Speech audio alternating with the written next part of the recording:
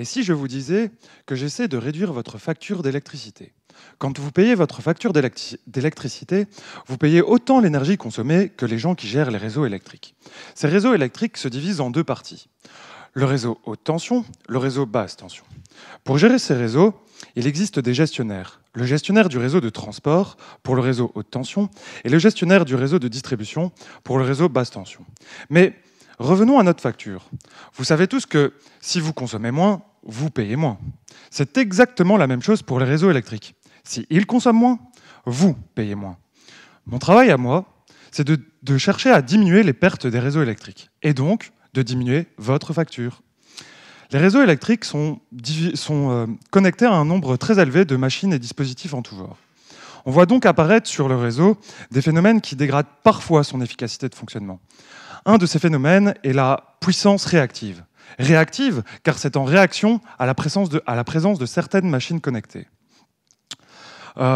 Mais changeons de domaine et prenons l'exemple d'une bière. Dans une bière, la puissance réactive, c'est la mousse. Si on considère notre réseau électrique comme un immense réseau de bière, on peut représenter chaque charge du réseau électrique comme différents verres de bière à remplir et chaque ligne électrique comme des tuyaux qui amènent cette bière. Ainsi, dans chaque verre, la bière représente la puissance utile et la mousse représente la puissance réactive. Si maintenant, on a un tuyau qui permet d'amener un verre à la fois, de remplir un verre à la fois, et que trop de mousse passe dans ce tuyau, le verre ne sera pas correctement rempli. On veut donc augmenter la taille du tuyau ou empêcher la mousse de passer. C'est exactement la même chose pour les réseaux électriques. On veut pouvoir servir le plus de monde possible à la fois, tout en gardant les mêmes tuyaux. Mais une bière sans mousse, c'est pas une vraie bière, en tout cas pas belge.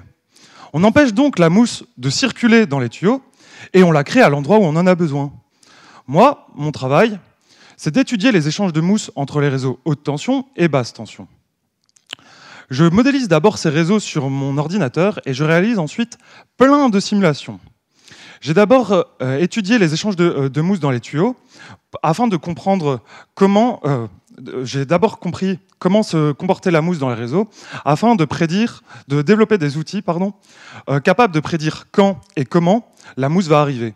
Dans un second temps, je vais me concentrer sur les réseaux haute tension et sur les meilleurs endroits pour placer des moyens de compensation de la puissance réactive. Pour revenir à l'analogie de la bière, je vais tout simplement essayer de déterminer quels seraient les meilleurs endroits pour placer des mousseurs. Sur ce, toute cette histoire de bière m'a donné soif. On s'en boit une ?